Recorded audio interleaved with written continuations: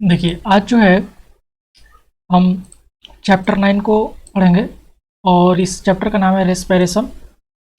Respiration में हम पढ़ेंगे कि इसमें एक्सटर्नल रेस्पिरेशन, इंटरनल रेस्पिरेशन क्या होती है, रेस्पिरेशन कितने प्रकार की होती है, और ह्यूमंस में रेस्पिरेटरी सिस्टम के बारे में जानेंगे, और एनिमल्स में रेस्पिरेशन कैसे होता है, और प्लांट्स में रेस्पिरेशन कैसे होता है। तो सबको बारी बारी से देखेंगे। सबसे पहले जानते हैं कि आखिर रेस्पिरेशन जो होता है उसको कहते किसको है। सबसे जो पहला लाइन है उसको हम देख लेते हैं कि जितने भी डाइजेस्टेड फूड होते हैं वो हमारे सेल में किस रूप में इंटर करते हैं, वो न्यूट्रिएंट्स के रूप में हमारे सेल में इंटर करते हैं। और the oxygen we breathe in also reaches the cell and combined with food particles। और वो जो ऑक्सीजन जो हम लेते हैं, जो श्वसन के रूप में लेते हैं, वो भी हमारे सेल में क्या करता है, पहुंचता है और फूड पार्टिकल्स के साथ कंबाइन कर लेता है, मतलब संयोजन कर लेता है। This combination reaction of food, मतलब कि फूड के साथ और ऑक्सीजन के साथ जो कॉम्बिनेशन रिएक्शन होता है, मतलब दोनों जब एक साथ जाते हैं बॉडी में और एक साथ जाकर जब एक साथ कंबाइन हो जाते हैं तो वो लोग क्या करते हैं, रिलीज एनर्जी, मतलब कि वो लोग एनर्जी का रिलीज करते हैं। और जो ये जो एनर्जी निकलता है, मतलब this energy is used by living organism for their growth and survival. और ये जो एनर्जी निकलता है ऑक्सीजन और फूड के कॉम्बिनेशन से, उस एनर्जी का उपयोग जो है लिविंग ऑर्गेनिज्म, मतलब कि जितने भी जीवित प्राणी हैं वो अपने ग्रोथ के लिए, मतलब कि अपने आप को बढ़ाने के लिए और जिंदा रहने के लिए कर लेते हैं। ड्यूरिंग दिस प्रोसेस, मतलब इस प्रक्रिया के दौरान, some waste product like carbon dioxide and water are released. कुछ वेस्ट प्रोडक्ट निकलते हैं, ठीक है, जैसे कि कार्बन डाइऑक्साइड और वाटर जो होते हैं वो रिलीज्ड होते हैं, मतलब बनते हैं। The process of taking in oxygen, using it for energy, release and then eliminating the waste product is called respiration. देखिए यहाँ पर रेस्पिरेशन का डेफिनेशन दे दिया है, ठीक है। ये रेस्पिरेशन का डेफिनेशन इस प्रकार है कि एक ऐसी प्रक्रिया, ठीक है, एक ऐसी प्रक्रिया जिसमें हम ऑक्सीजन का श्वास लेते हैं और इसका इस्तेमाल हम, ठीक है ना, इसका इस्तेमाल हम एनर्जी रिलीज के लिए करते हैं, और जितने भी वेस्ट मटेरियल्स है या वेस्ट प्रोडक्ट है उसको हम एलिमिनेट कर देते हैं, जैसे कि वाटर और कार्बन डाइऑक्साइड को उसको बाहर निकाल देते हैं। उसी को हम रेस्पिरेशन के नाम से जानते हैं। तो यहाँ से आप जो है रेस्पिरेशन का डिफिनेशन जो है लिख सकते हैं, ठीक है। देखिए आगे जो है रेस्पिरेशन जो है वो कितने टाइप्स के होते हैं उसके बारे में जानेंगे। एक्सटर्नल एंड इंटरनल रेस्पिरेशन, मतलब ये हुआ कि एक्सटर्नल मतलब होता है बाहरी, इंटरनल मतलब होता है आंतरिक, मतलब अंदर अंदर हो। देखिए मतलब कि अपना जो रेस्पिरेशन का जो प्रक्रिया है वो 2 स्टेप्स में होता है, एक external respiration and internal respiration. देखिए एक्सटर्नल रेस्पिरेशन के बारे में देख लेते हैं कि the process of taking in oxygen rich air into the lungs and giving out carbon dioxide rich air is called breathing और एक्सटर्नल रेस्पिरेशन। इसका मतलब ये हुआ कि एक ऐसी प्रक्रिया जिसमें हम ऑक्सीजन रिच एयर, मतलब कि ऑक्सीजन से जो भरपूर जो हवा होती है उसको हम अपने कहाँ लेते हैं, लंग्स में लेते हैं, and giving out carbon dioxide, मतलब कि कार्बन डाइऑक्साइड जो रिच एयर होती है उसको हम बाहर निकालते हैं। इसी को हम ब्रीदिंग, श्वसन या एक्सटर्नल रेस्पिरेशन के नाम से जानते हैं। Breathing occurs in 2 steps. देखिए हमारा जो सांस लेना जो होता है वो 2 स्टेप्स में होता है, तो इसको याद रखिएगा कि हमारा सांस लेना, एक्सटर्नल रेस्पिरेशन जो है वो कितने स्टेप्स में होगा, 2 तरीकों से। एक को कहते हैं इनहेलेशन और दूसरा को कहते हैं एक्सहेलेशन। इनहेलेशन का मतलब और एक्सहेलेशन का मतलब देखिए नीचे दिया गया है कि द टेकिंग इन या inhaling of oxygen rich air through nose is called inhalation और इंस्पायरेशन। कहने का मतलब यह है कि ऑक्सीजन रिच जो एयर है अपने नाक के द्वारा जब हम अंदर लेते हैं, ठीक है, अंदर लेते हैं सांस के रूप में, श्वसन के रूप में, उसी को हम इनहेलेशन कहते हैं, मतलब सांस को अंदर लेना कहते हैं, या इसी का दूसरा नाम इंस्पायरेशन है। और the giving out exhaling of carbon dioxide rich air from the nose is called exhalation और एक्सपायरेशन। देखिए इसका उल्टा है, जब हम ऑक्सीजन सांस को हम अंदर ले रहे हैं अपने नाक के द्वारा तो उसको इनहेलेशन कहेंगे, और जब हम कार्बन डाइऑक्साइड जो होता है जब वो बाहर निकलता है, ठीक है ना, हमारे नाक के द्वारा, उसी को हम क्या कहते हैं, एक्सहेलेशन या एक्सपायरेशन के नाम से जानते हैं। ये जो दोनों प्रक्रिया होती है इनहेलेशन और एक्सहेलेशन की, ये कंटिन्यूअस प्रोसेस है। कंटिन्यूअस प्रोसेस का मतलब ये लगातार होती रहती है, through which our body exchange gases oxygen and carbon dioxide. और इसके द्वारा, मतलब कि इनहेलेशन और एक्सहेलेशन के द्वारा ही हमारा जो बॉडी है वो हमारे गैसों का कहने का मतलब ये है कि यहाँ पर गैस कहने का मतलब यह है ऑक्सीजन और कार्बन डाइऑक्साइड से, ठीक है। मतलब यह हुआ कि ऑक्सीजन और कार्बन डाइऑक्साइड का आदान प्रदान करती है, मतलब ऑक्सीजन अंदर लेती है और कार्बन डाइऑक्साइड को बाहर निकालती है। अब देखिए, अब आते हैं इंटरनल रेस्पिरेशन के बारे में। इंटरनल का मतलब होता है आंतरिक, अंदर, ठीक है, और रेस्पिरेशन का मतलब हो गया श्वसन, मतलब आंतरिक श्वसन होगा अब, ठीक है। नोज से सांस ले रहे थे वो हमारा बाहरी हो गया था। अब हम जाते हैं अंदर। अंदर कैसे जाएगा कि इन द सेल मतलब हमारी कोशिकाओं में the oxygen present in air break down food to release energy. मतलब हमारी कोशिकाओं में जो ऑक्सीजन जो प्रेजेंट होती है वो क्या करता है, वो ब्रेक डाउन करता है किसका, फूड का। फूड जब ब्रेक डाउन होगा तो वो क्या निकालेगा, एनर्जी निकालेगा, ठीक है, उससे एनर्जी रिलीज होगा। और ये जो एनर्जी है, दिस एनर्जी इज यूटिलाइज्ड, मतलब कि ये यूटिलाइज कर लिया जाता है किसके द्वारा, बॉडी द्वारा, फॉर वेरियस एक्टिविटी। मतलब कि जब एनर्जी जब निकल जाता है तो उस एनर्जी का इस्तेमाल जो है हमारा बॉडी अनेक कामों के लिए कर लेता है, अनेक क्रियाकलाप भी करता है। This process of break down of food in cells with the release of energy is called internal respiration और सेलुलर रेस्पिरेशन। देखिए, ये जो प्रक्रिया है मतलब सेल के अंदर होता है। ये प्रक्रिया जो है कहाँ पर होता है, सेल के अंदर होता है, जहाँ से एनर्जी रिलीज होता है। किससे, तो खाने के टूटने से, मतलब कि फूड का जब ब्रेक डाउन होगा तो उससे हमारे सेल में एनर्जी रिलीज होता है, तो उसको इंटरनल रेस्पिरेशन या सेलुलर, मतलब सेल में ये हो रहा है ना क्रिया है सारे, तो इसको सेलुलर रेस्पिरेशन के भी नाम से जानते हैं, ठीक है। अब देखिए आगे है कि the internal respiration occurs inside the cell. देखिए यहाँ पर एक इंपॉर्टेंट पॉइंट है यहाँ पर कि आखिर जो इंटरनल रेस्पिरेशन जो होता है वो कहाँ पर होता है, तो ये इनसाइड द सेल होता है, ठीक है, ये हमारे सेल के अंदर होता है, इनसाइड द सेल। आगे ये है कि the haemoglobin present in the blood combines with oxygen from the air to form oxy haemoglobin in the alveoli. देखिए ये हेमोग्लोबिन क्या है, तो हेमोग्लोबिन जो होता है एक प्रकार का पिगमेंट होता है, और इसी के कारण हमारा जो ब्लड जो होता है वो रेड होता है। और ये क्या करता है, हमारे ऑक्सीजन ये कहाँ प्रेजेंट होता है, तो ये ब्लड में प्रेजेंट होता है। ये क्या करता है कि जो ऑक्सीजन जब हमारे ब्लड में आता है, ठीक है ना, जो हम सांस लेते हैं, तो ये उनके साथ ये कंबाइन कर लेता है, ठीक है। तो कंबाइन करके देखिए यहाँ पर कुछ बन गया है, कंबाइन करके ये ऑक्सी हेमोग्लोबिन बना लेता है। देखिए यहाँ से यहाँ तक तो हेमोग्लोबिन लिखा हुआ है और ऑक्सीजन के साथ कंबाइन किया है, तो इसीलिए ये ऑक्सी हेमोग्लोबिन बना लेगा। ये कहाँ बनाता है, तो एल्वोलोई। एल्वोलोई एक प्रकार का हमारे बॉडी का एक क्या है, एक हिस्सा है, जिसको श्वास नली या हिंदी में कुछ ऐसा कहते हैं। आगे देखिए, the oxygen rich blood then flows to the heart and is pumped to all cells of the body. देखिए अब ये जो ऑक्सीजन रिच जो ब्लड है, देखिए जैसे सेल में फूड टूटा तो हमारा जो सेल ब्लड में जो हीमोग्लोबिन था वो ऑक्सीजन के साथ रिएक्शन करके ऑक्सी हीमोग्लोबिन बना लिया, और जो ऑक्सीजन रिच जो ब्लड है वो क्या करा जाता है, वहाँ से जो है फ्लो करके हार्ट में चला जाता है, और वो हार्ट में चले जाने के बाद हार्ट जो होता है वो पूरे बॉडी में क्या कर देता है, पंप कर देता है, pumped to the all cells of the body. ये मतलब कि बॉडी के पूरे कोशिकाओं तक पहुंचा देता है। कह रहा है कि in the cells the oxygen carried out by blood combines with glucose molecules and produce energy. अब देखिए अभी क्या कह रहा है कि इन द सेल मतलब कि सेल में, कोशिकाओं में ऑक्सीजन जो है, oxygen carried out by blood, ठीक है ना, मतलब कि जो ब्लड द्वारा जो ऑक्सीजन कैरी हुए हैं, मतलब कि आए हुए हैं, वो क्या करते हैं, ग्लूकोज मॉलिक्यूल्स के साथ कंबाइन कर लेते हैं, उनके साथ जुड़ जाते हैं और एनर्जी का प्रोड्यूस करते हैं, मतलब कि एनर्जी रिलीज करते हैं, ठीक है। इन दिस प्रोसेस मतलब इस प्रक्रिया में carbon dioxide and water produced, और इस प्रक्रिया में क्या हो जाते हैं, कार्बन डाइऑक्साइड और वाटर जो होते हैं वो बनते हैं। जैसे कि इसको हम एक रिएक्शन के द्वारा, हम इंटरनल रेस्पिरेशन को हम एक रिएक्शन के द्वारा भी बता सकते हैं। जैसे कि यहाँ पर पहला जो है यहाँ पर C6H12O6, यहाँ पर 6 छूटा हुआ है तो इसको आप लिख लीजिएगा, ठीक है, यहाँ पर 6 भी होगा। तो यहाँ पर जो होता है C6H12O6, इसको ग्लूकोज का फार्मूला होता है।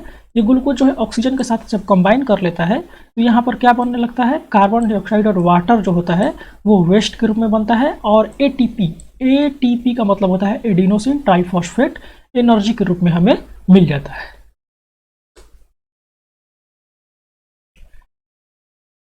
देखिए आगे जो है ना वो टाइप्स ऑफ रेस्पिरेशन है, मतलब अब पढ़ेंगे कि रेस्पिरेशन जो होते हैं वो कितने प्रकार के होते हैं।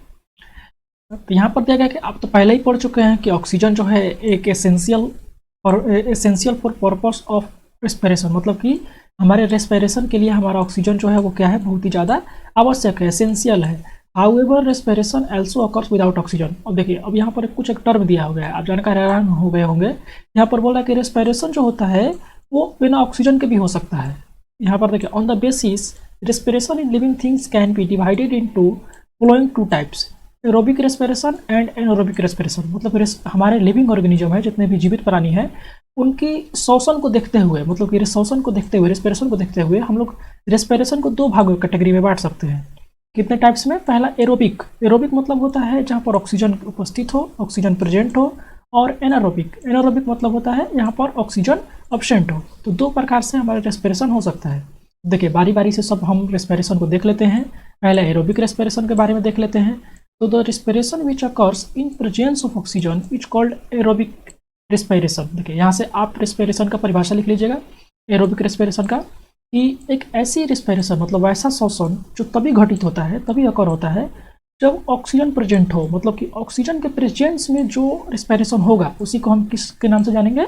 एरोबिक रेस्पिरेशन के नाम से जानेंगे। In normal condition aerobic respiration occurs in our body. मतलब अगर सामान्यतः देखा जाए, अगर हम नॉर्मल, अगर हम हैं जैसे कि खा रहे हैं, पी रहे हैं, चल रहे हैं, मतलब सामान्य है, हम लोग अगर सामान्य अवस्था में होते हैं तो हमारा एरोबिक रेस्पिरेशन जो है हमारे शरीर में लगातार चलती रहती है। Food gets completely oxidized and energy is released. मतलब खाना जो होता है वो पूरी तरह से ऑक्सीकृत होती है, मतलब उसको पूरी तरह से ऑक्सीजन मिलती है, और उसके उपरांत जो होती है हमें एनर्जी रिलीज होती है, एनर्जी बन जाता है और हमें सभी क्रियाकलाप कर लेते हैं। सेलुलर रेस्पिरेशन और internal respiration is also aerobic respiration. देखिए, सेलुलर रेस्पिरेशन के बारे में हम लोग पढ़े थे, या इंटरनल रेस्पिरेशन के बारे में कि ऑक्सीजन जो होता है वो हीमोग्लोबिन के साथ अभिक्रिया कर लेता है, वो सब ऊपर हम लोग देख लिए हैं। तो सेलुलर रेस्पिरेशन जो होता है, सेल में एनर्जी रिलीज होता है, तो उस वो जो होता है वो एरोबिक रेस्पिरेशन होता है। एरोबिक रेस्पिरेशन मतलब कि वहाँ पर ऑक्सीजन की उपस्थिति होना अनिवार्य है। It takes place in almost all plant and animal. ये मतलब कि ऑलमोस्ट मतलब होता है ये ऑलमोस्ट प्लांट और एनिमल सभी में होता है। The equation of internal respiration और aerobic respiration is same as both are the same process. देखिए, जो इंटरनल रेस्पिरेशन कहा जाए, अगर किसी को जानना है कि इंटरनल रेस्पिरेशन क्या है या एरोबिक रेस्पिरेशन क्या है, तो ये दोनों जो होते हैं सेम प्रोसेस होती है, ये सामान्य प्रक्रिया होती है। ये इसका मतलब ये हुआ कि अगर आप सेलुलर रेस्पिरेशन के बारे में जानते हैं तो इसका मतलब कि आप एरोबिक रेस्पिरेशन के बारे में भी जानते हैं। देखिए, मेन जो है नया यहाँ पर एक चीज़ जानना है, एनारोबिक। एनारोबिक मतलब होता है कि अवायवीय श्वसन, मतलब कि यहाँ पर ऑक्सीजन प्रेजेंट नहीं हो, उस वहाँ पर रेस्पिरेशन कैसे होगा। देखिए, when break down of food occurs in absence of oxygen it is called anaerobic respiration. मतलब जब खाना जो होती है वो ब्रेक डाउन मतलब होता है वो जब जटिल अवस्था से टूटता है, तो किसके अनुपस्थिति में? ऑक्सीजन की अनुपस्थिति में। मतलब कि ऑक्सीजन जब प्रेजेंट नहीं रहता है तब फूड जो है ब्रेक डाउन होता है, तो उसी को हम एनारोबिक रेस्पिरेशन के नाम से जानते हैं। इसका मतलब ये हुआ कि ये उल्टा है, एरोबिक रेस्पिरेशन का क्या है, ये अपोजिट है। ठीक है, एरोबिक रेस्पिरेशन में ऑक्सीजन प्रेजेंट रहता है और इसमें ऑक्सीजन अब्सेंस रहता है। इन anaerobic respiration incomplete oxidisation of food occurs. देखिए, इसमें क्या होता है एनारोबिक रेस्पिरेशन में, इसमें खाना जो होता है वो पूरी तरह से ऑक्सीडाइज नहीं होता है, इसको पूरी तरह से ऑक्सीजन नहीं मिलता है। Energy released is very less compare to aerobic respiration. अगर एनारोबिक रेस्पिरेशन होगा तो इसमें जो एनर्जी जो होता है वो बहुत ही कम मात्रा में निकलता है एरोबिक रेस्पिरेशन की तुलना में। मतलब वायवीय श्वसन की तुलना में अवायवीय श्वसन में एनर्जी जो है वो कम निकलता है, क्योंकि इसमें फूड जो होता है फूड को कम ऑक्सीजन मिलता है और ये इनकम्प्लीट ऑक्सीडाइज्ड होता है, इसीलिए। ठीक है, the product formed are alcohol and carbon dioxide. देखिए, इसको याद रखिएगा कि एरोबिक और एनारोबिक में जो प्रोडक्ट निकलते हैं वो क्या होते हैं। जब एरोबिक रेस्पिरेशन होता है तो उसमें जो CO2 जो होता है, CO2 प्लस वाटर, ठीक है ना, CO2 प्लस H2O और प्लस ATP, ठीक है ना, ATP के फॉर्म में हमें क्या मिलती है? ऊर्जा मिलती है। ठीक है, लेकिन जब हमारा एनारोबिक रेस्पिरेशन होगा इसमें क्या क्या बनेगा? देखिए, जब एनारोबिक होगा तो इसमें से एल्कोहल बन जाएगा वो, ठीक है, और कार्बन डाइऑक्साइड जो होता है दोनों जगह मिलता है। देखिए, अब हम जानेंगे कि ईस्ट कोशिका जो होती है, ईस्ट सेल जो होती है, उसमें किस प्रकार की रेस्पिरेशन होती है। देखिए, the yeast cell can respire both way. मतलब कि जो ईस्ट जो कोशिका होती है वो दोनों तरीकों से रिस्पायर कर सकती है, मतलब ये दोनों तरीके से श्वसन कर सकती है, एरोबिक भी और एनारोबिक भी। When oxygen is not available east can respire anaerobically और विदाउट ऑक्सीजन। यहाँ पर मतलब यह है कि जब ऑक्सीजन अनुपस्थित होता है, मतलब जब ऑक्सीजन उसको न मिले तो ईस्ट जो है वो बिना ऑक्सीजन के भी श्वसन कर सकता है। हाउएवर, जैसा भी हो, more energy it obtained through anaerobic respiration. देखिए इसमें क्या दिया गया है कि इसमें जब एनारोबिक रेस्पिरेशन होता है तो इसमें ज़्यादा मात्रा में एनर्जी निकलता है। The anaerobic respiration in east is called fermentation. देखिए याद रखिएगा कि जब ईस्ट कोशिकाओं में एनारोबिक जब रेस्पिरेशन होता है तो उसको किस नाम से जानते हैं? फर्मेंटेशन के नाम से जानते हैं। इसको एक समीकरण द्वारा यहाँ पर दिखाया गया है, उस समीकरण को हम देख लेते हैं। यहाँ पर जैसे C6H12O6 ये ग्लूकोज का आपका फॉर्मूला है। ग्लूकोज ये जो है यहाँ पर बीच में ईस्ट है, और देखिए उसके बाद इथेनॉल, इथेनॉल को ही एल्कोहल के नाम से जानते हैं। एल्कोहल प्लस कार्बन डाइऑक्साइड बन जाता है। ठीक है, तो आई होप आप इतना समझे होंगे। और देखिए हमारा मसल्स जो है कैसे काम करता है उसके बारे में देख लेते हैं। देखिए जैसे कि इन मसल्स में, in the absence of temporary shortage of oxygen our muscles can also respire anaerobically. जैसे कि मतलब हम तो देख चुके हैं कि हमारा मसल्स जो है एरोबिक रेस्पिरेशन या इंटरनल रेस्पिरेशन में कैसे कार्य करता है, लेकिन अगर हमें ऑक्सीजन का शॉर्टेज हो जाए, मतलब कि ऑक्सीजन हमें मिले ही ना, शॉर्टेज ऑक्सीजन कम मिले या अब्सेंस हो जाए पूरी तरह से, ठीक है, तो हमारा मसल्स जो होता है वो एनारोबिकली मतलब कि अवायवीय श्वसन करने लगता है। आखिर लिखा है कि ये शॉर्टेज जो है वो क्यों होता है? ये शॉर्टेज जो है तब हो सकता है जब हम हेवी एक्सरसाइज करें।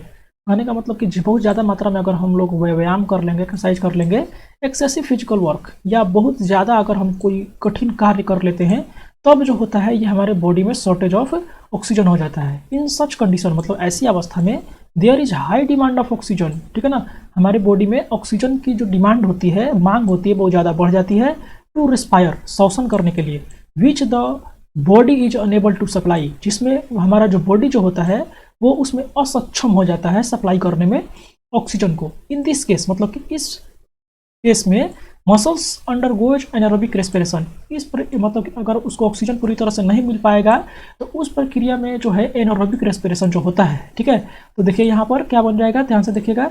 एरोबिक रेस्पिरेशन होता है तो हमें एनर्जी रिलीज होता है, इसमें भी एनर्जी रिलीज होगा, लेकिन लेस एनर्जी जो होता है। ग्लूकोज जो होता है वो लैक्टिक एसिड में चेंज हो जाता है। देखिए ये लैक्टिक एसिड क्या होता है, ये जब हम अगर लंबे समय तक कार्य करते हैं या दौड़ते हैं या फिजिकल एक्सरसाइज करते हैं तो हमारे बॉडी में लैक्टिक एसिड का ही प्रोड्यूस होने लगता है या रिलीज होने लगता है, जिससे हमारे बॉडी जो है दर्द करने लगता है, थोड़ा सा दुखाने लगता है, और एनर्जी तो बनता ही है, एनर्जी थोड़ा कम मात्रा में बनता है।